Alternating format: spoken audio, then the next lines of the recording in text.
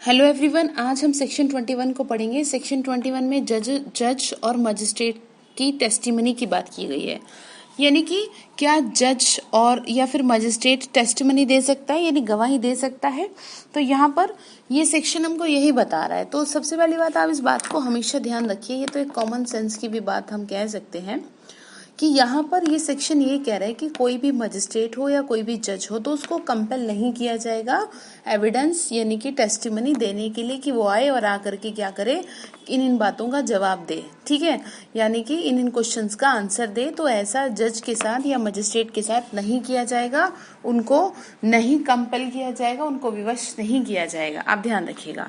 अब इसमें एक दो चीजें और आप समझ लीजिए, अभी हम सेक्शन को देखेंगे। सबसे पहली बात, यहाँ पर जब बात हो किसी मजिस्ट्रेट या जज के रूप में वो काम कर रहे हो, यानी कि उनके कंडक्ट से जुड़ी हो, जब वो मजिस्ट्रेट की पोस्ट होल्ड किए हुए हो, ठीक है, और जब बात उनके कंडक्ट से जुड़ी हुई हो या फिर उनकी नॉलेज से जुड़ी हुई हो, और वो कंडक्ट कौन सा, एज ए मजिस्ट्रेट और एज ए जज, और या फिर उनकी नॉलेज से बात जुड़ी हो, वो भी कौन सी नॉलेज, मजिस्ट्रेट और जज के बिहाफ के पॉइंट ऑफ व्यू की नॉलेज।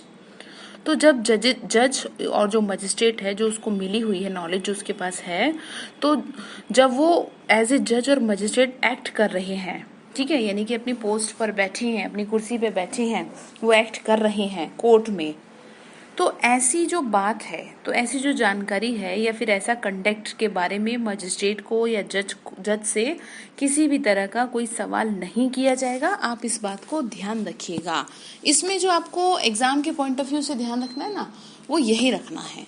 क्या रखना है कि जज, जबकि वो जज है, जबकि वो मजिस्ट्रेट है, तब नहीं आप उसको कुछ कह सकते। यानी कि आप उस जिस टाइम वो कुर्सी पे बैठे हैं ना अपनी, उस टाइम आप उनसे सवाल जवाब नहीं कर सकते। पोस्ट को होल्ड किए हुए हों, इसमें एक वर्ड आपको ध्यान रखना है, कब नहीं कंपेल किया जा सकता, जब वो पोस्ट को होल्ड किए हुए हों। लेकिन इसका एक एक्सेप्शन भी है जो आपको ध्यान रखना है। इसका एक्सेप्शन ये है कि जब बात अगर आ जाए सुपीरियर कोर्ट की, ठीक है, जैसे कि सीआरपीसी में आपको पढ़ाया गया है कि जब, और वैसे भी जो हमारी रिट है इसी से रिलेटेड बात आती है ना उसमें, कि जब कोई सुपीरियर कोर्ट, ठीक है, वो सबऑर्डिनेट कोर्ट से क्या मांगता है, जवाब मांगता है किसी बात का, किसी क्वेश्चन का सवाल पूछता है या किसी केस के बारे में कुछ पूछता है, देन इन दैट केस उस कोर्ट को तब क्या किया जा सकता है, या उस जज को तब क्या किया जा सकता है, एग्जामिन किया जा सकता है। ठीक है, एग्जामिन किया जा सकता है, लेकिन आप इस बात को ध्यान रखिएगा, वो एग्जामिन केवल सुपीरियर कोर्ट ही कर सकता है। अदर्स मैटर्स के लिए, ठीक है, अदर्स मैटर्स में भी, यानी कि जो उसके सामने, उसकी प्रेजेंस में जब वो एक्ट कर रहा था, कौन, जज या मजिस्ट्रेट, और कोई ऐसा केस सामने आया, तो उसके लिए उसको एग्जामिन किया जा सकता है। इसको समझने के लिए आप इलस्ट्रेशन सी को देखिए। आपको एक बात ध्यान रखनी है, अगर आपको किसी सेक्शन की लैंग्वेज समझ में नहीं आती पढ़ने से, तो आप सीधा इलस्ट्रेशन पे आ जाइए। इलस्ट्रेशन को पढ़ते ही आपको समझ में आ जाएगा आपको सेक्शन क्या कह रहा है। तो यहाँ पर ये जो बात मैं आपको बता रही हूँ कि सुपीरियर कोर्ट क्या कर सकता है, उसको एग्जामिन कर सकता है, ये जो बात लिखी है ना, ये इलस्ट्रेशन सी में लिखी है। इलस्ट्रेशन सी में क्या लिखा है, ए एक एक्यूज्ड है, ठीक है, किसके सामने, कोर्ट ऑफ सेशन के सामने, और वो जो एक्यूज्ड है वो इस बात के एक्यूज है कि उसने कोर्ट ऑफ सेशन यानी सेशन जज के सामने एक पुलिस ऑफिसर को अटेम्प्ट टू मर्डर यानी कि जान से मारने की कोशिश की है। ठीक है, जान से मारने की कोशिश की, किसके सामने, जज के सामने। तो यहाँ पर ये जो उसने कोशिश की ना, क्या, मारने की कोशिश का के अपराध का जो प्रयत्न किया उसने, तो यहाँ पर ये जो बी यानी कि जो सेशन जज है उसको एग्जामिन किया जा सकता है। इट मीन्स जो सुपीरियर कोर्ट है ना, सबऑर्डिनेट कोर्ट की जो सुपीरियर कोर्ट है, जो मैं आपको सीआरपीसी में पूरी हायरार्की के थ्रू समझाऊंगी, सुपीरियर कोर्ट है। जैसे कि एक एग्जाम्पल से ऐसे समझ लीजिए, जैसे कि आपके ऊपर आपके पेरेंट्स के ऊपर उनके दादा दादी जी और व्हाटएवर जो भी आप ये सोचिए ना, आपसे ऊपर भी तो कोई बैठा है ना। तो यानी कि जो सुपीरियर कोर्ट है, तो वो आपको इस सिचुएशन में एग्जामिन कर सकती है। किस लिए एग्जामिन कर सकती है, कि वो आपसे पूछ सकती है, भाई क्या हुआ था, आप बताइए क्या बात हुई थी कि जो इस तरह से आपके सामने, कोर्ट ऑफ सेशन के सामने ही क्या हुआ, जज के सामने ही गोली चलाने का उसने पुलिस वाले पर इतनी मतलब हिम्मत कर ली, इतना प्रयत्न कर लिया, तो अटेम्प्ट टू मर्डर करने की उसने कोशिश की थी। तो इस केस में सुपीरियर कोर्ट ने उस कोर्ट को यानी उस जज या मजिस्ट्रेट को एग्जामिन किया। ठीक है, ये इलस्ट्रेशन आपकी यही कह रही है। अभी हम बेरेक को देखेंगे, आप परेशान ना हो इस बात से। उसके बाद इसमें इलस्ट्रेशन ए भी लिखी है। ए में भी यही बात लिखी है ऑलमोस्ट। ए में क्या है, ए में एक लिखा है कि उसका ट्रायल चल रहा है, यानी ए का ट्रायल चल रहा है किसके सामने, कोर्ट ऑफ सेशन के सामने, ठीक है। फिर वो ये कहता है कि जो बी है, यानी कि यहाँ पर जो बी है वो कौन है, मजिस्ट्रेट है। बी जो है मजिस्ट्रेट है और मजिस्ट्रेट ने उससे क्या लिया है, डिपोजिशन लिया है, यानी कि इम्प्रॉपरली क्या लिया है, अभिसाक्ष्य लिया है। तो यहाँ पर बी यानी जो सेशन जज है उसको कंपेल नहीं किया जा सकता किस बात के लिए, कि भाई वो यहाँ पर बताए कि उसने क्या है, इम्प्रॉपर डिपोजिशन क्यों लिया, यानी अभिसाक्ष्य उसने क्यों लिया। यहाँ पर उसको आप विवश नहीं कर सकते ये बात बताने के लिए जब तक कि स्पेशल ऑर्डर ना आ जाए सुपीरियर कोर्ट से, जब तक कि उसको कोई ये ना कह दे कि भाई आपने इम्प्रॉपर ये इस तरह से क्यों लिया, डिपोजिशन क्यों लिया, तो तब तक उसको कोई जरूरत नहीं है क्या करने की, टेस्टिमनी देने की, कुछ गवाही देने की, क्योंकि ये सेक्शन आपको यही कह रहा है। और मतलब आप ये समझ सकते हैं ये सेक्शन ना प्रोटेक्शन दे रहा है जज और मजिस्ट्रेट को, ठीक है। यानी कि उनकी भी अपनी एक वो है कि भाई आप के जो सुपीरियर है जब वो बोले तभी आपको एग्जामिन किया जाएगा, अदरवाइज आपको एग्जामिन नहीं किया जाएगा।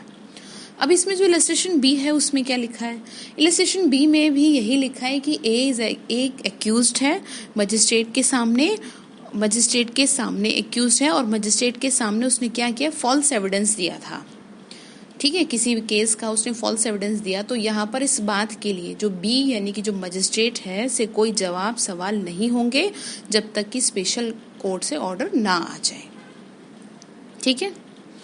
दोबारा से बोल रही हूँ मैं, इसलिए दोबारा बोलती हूँ जिससे कि आपको चीज़ें क्लियर हो जाएं।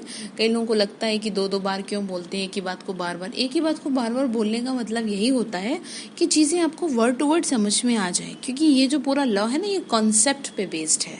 आपको एक बार कॉन्सेप्ट समझ में आ गया तो आप बहुत अच्छे से चीज़ों को कर पाएंगे, ठीक है। मैं दोबारा से इसको इसलिए रिपीट कर रही हूँ क्योंकि आप समझ लीजिए।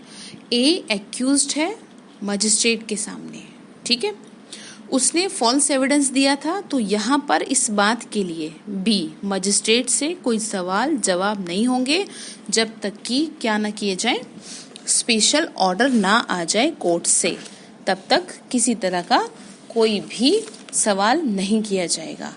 अब बेरक में देखिए क्या लिखा है। बेरक में लिखा है जजेस एंड मजिस्ट्रेट, नो जज और मजिस्ट्रेट शेल का मतलब समझ रहे हैं ना आप, होगा, में नहीं है, शेल। नो मजिस्ट्रेट और नो जज और magistrate shall except upon the special order it means superior court of some court to which he is subordinate be compelled to answer any question as to his own conduct, जब वो क्या है, in court as a judge और magistrate, जब वो magistrate की seat पे बैठे हैं, और as to anything which came to his knowledge, जो उनकी कोर्ट में होने की वजह से जो भी केस की उनके पास नॉलेज है, as such और magistrate but he may be examined किया जा सकता है, as to other matters which occurred in his presence whilst he was so acting, ठीक है। मैंने बता दी ना आपको, अदर्स मैटर के लिए किया जा सकता है जो उसकी प्रेजेंस में हुए हैं। कोई दिक्कत, आई होप ये बात आपको समझ में आई होगी। इलस्ट्रेशन को रीड आउट करते हैं। A on his trial before the court of session, ठीक है, says that a deposition was improperly taken by B, it means magistrate के थ्रू ऐसा किया गया। B cannot be compelled, B यानी मजिस्ट्रेट को विवश नहीं किया जाएगा to answer question as to this, कौन सी सिचुएशन में, except upon the special order of a superior court, clear. उसके बाद बी में क्या लिखा है, A is accused before the court of session of having given false evidence before B a magistrate. B cannot be asked what A said except upon the special order of the superior court, यानी कि हिंदी में भी आप देख सकते हैं, बेरक डिक्लॉट खरीदेंगे तो उससे क्या आपको दोनों लैंग्वेज का वो होगी नॉलेज। मजिस्ट्रेट खा के समक्ष मिथ्या साक्ष्य देने का सेशन न्यायालय के समक्ष अभियुक्त है। वरिष्ठ न्यायालय के विशेष आदेश के सिवाय खा से यह नहीं पूछा जा सकता कि क्या यह नहीं पूछा जा सकता कि क्या ने क्या कहा था, ठीक है, यानी उससे कुछ भी नहीं पूछा जा सकता जब तक कि स्पेशल ऑर्डर ना आ जाए। सी में क्या लिखा है, A is accused before the court of session attempting to murder of a police officer whilst on his trial before B, a session judge B may be examined as to what occurred। ठीक है जी, किया जा सकता है जब superior court का order हो। It means बिना सुपीरियर कोर्ट के ऑर्डर के आप जज और मजिस्ट्रेट से, जिसके वो सबॉर्डिनेट हैं सुपीरियर कोर्ट के, आप उनसे कोई सवाल नहीं पूछ सकते। अब देखिए सेक्शन 122 है, 122 में आपको बता चुकी हूँ। 122 है कम्युनिकेशन ड्यूरिंग मैरिज, यानी विवाहित स्थिति के दौरान की गई संसूचनाएं, यानी कि हस्बैंड वाइफ, जब वो हस्बैंड वाइफ हैं तब उनके बीच में आपस में जो भी बातें होती हैं वो किसी तीसरे को बताने की यहाँ पर उनको कोई भी जरूरत नहीं है। ये एक तरह का प्रिविलेजेस है। कोर्ट कानून ने हस्बैंड वाइफ को ये विशेषाधिकार दिया है कि आप अपनी आपस की बातें किसी को बताएं, ऐसा आपको विवश नहीं किया जाएगा। ठीक है, आपसी बातों को, इस बात के लिए आपको विवश नहीं किया जाएगा, लेकिन आपको ये ध्यान रखना है इसके कुछ एक्सेप्शन भी हैं। ठीक है, एक्सेप्शन यानी इसके कुछ अपवाद भी हैं, यानी कि कौन सी सिचुएशन में आपको विवश भी किया जा सकता है या आपको कहा जा सकता है कि भाई आप बताओ, चाहे भले ही वो आपके हस्बैंड ने आपसे कुछ कहा हो। इट मीन्स पहली बात, ये जो विशेषाधिकार है ना, ये सबसे पहली बात एब्सोल्यूट नहीं है, यानी कि जो भी इंफॉर्मेशन है उसको डिस्क्लोज किया जा सकता है, उसको बताया जा सकता है। कब बताया जा सकता है, इस बात का आप ध्यान रखेंगे, जब हस्बैंड ने वाइफ को या वाइफ ने हस्बैंड को, और इसमें से किसी एक व्यक्ति के रिप्रेजेंटेटिव ने फ्री कंसेंट दे दी कि चलो कोई नहीं, आप अपनी वाइफ को ये बात बता देना। ठीक है, आप अपनी वाइफ को ये बात बता देना, ठीक है, उसको डिस्क्लोज करनी है तो उसको किया जा सकता है। इट मीन्स कि जब हस्बैंड या फिर उसका रिप्रेजेंटेटिव फ्री कंसेंट दे देता है कि आप इस बात को डिस्क्लोज कर सकते हैं, तब इस सिचुएशन में यानी इस इंफॉर्मेशन को डिस्क्लोज किया जा सकता है।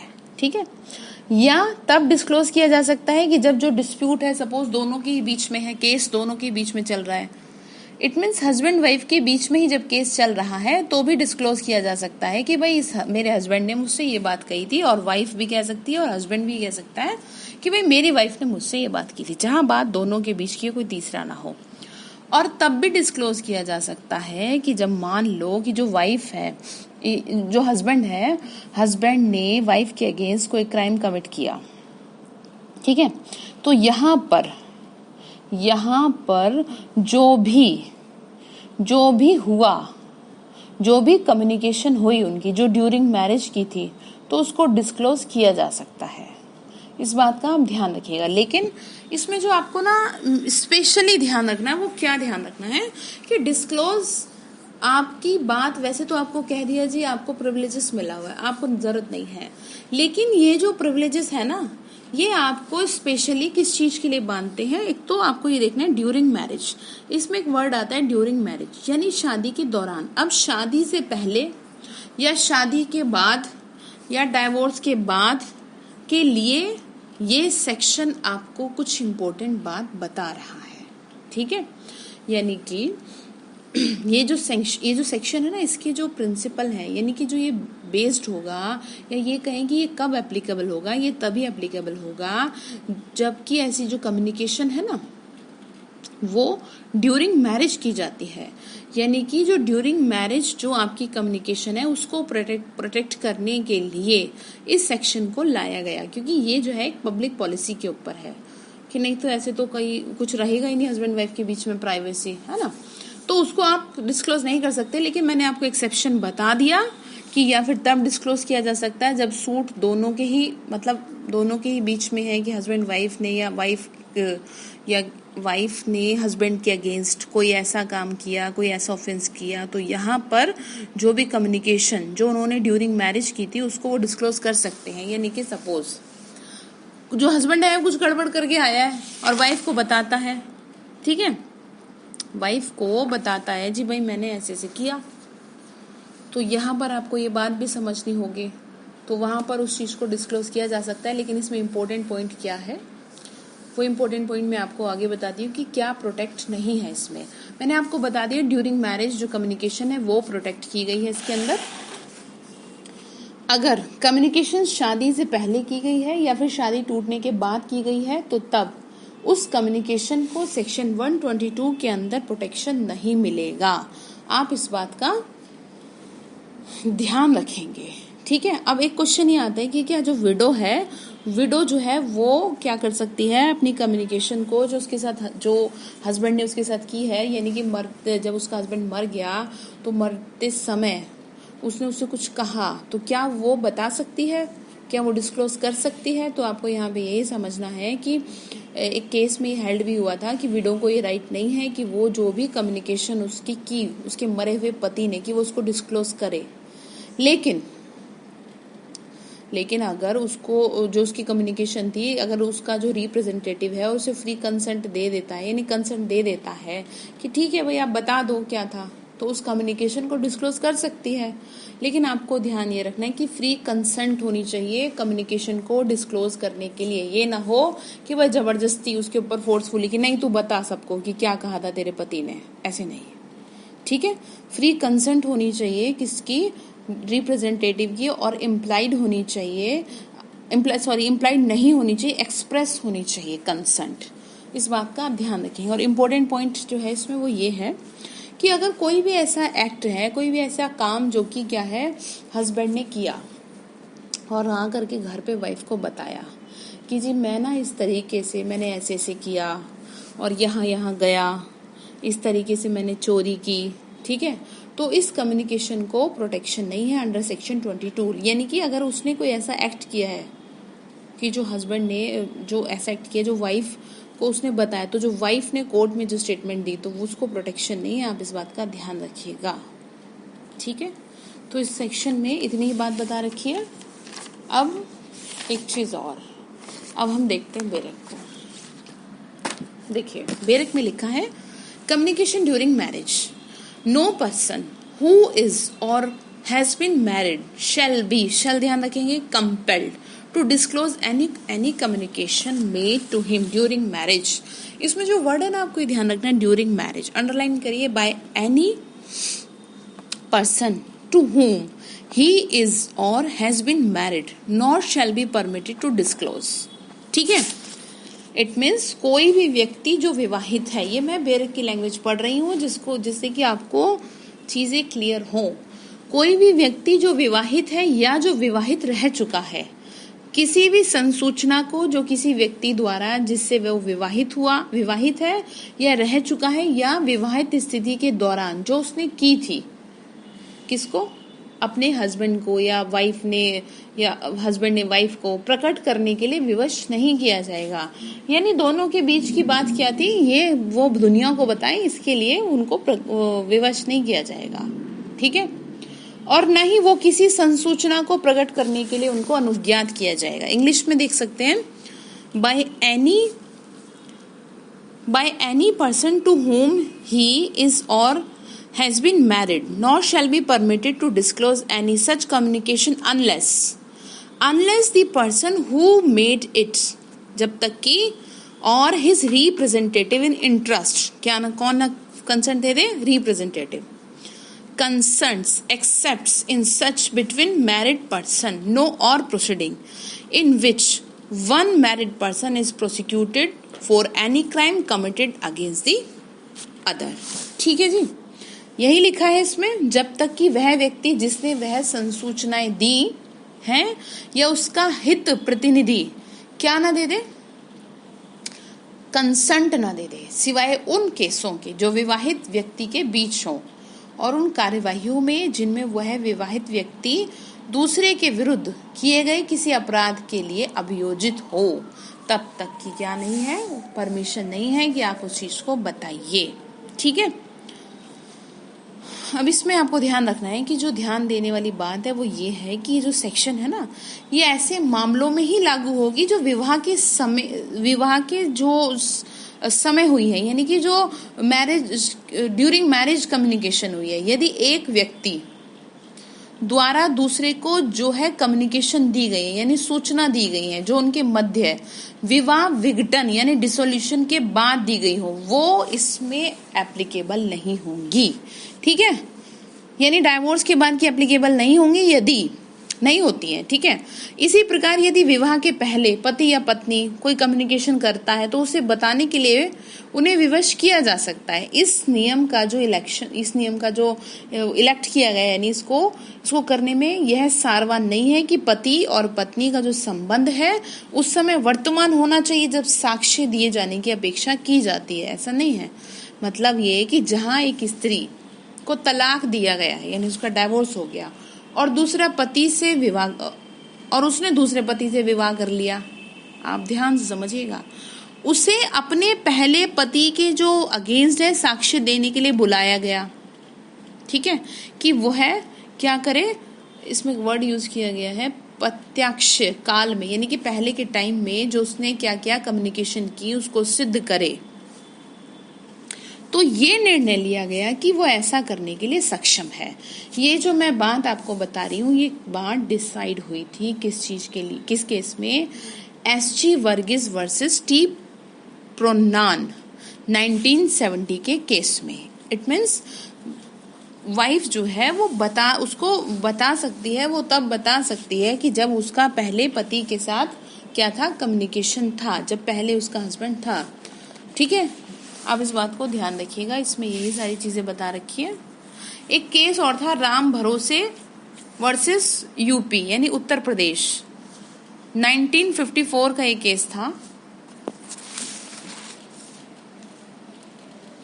एक सेकेंड,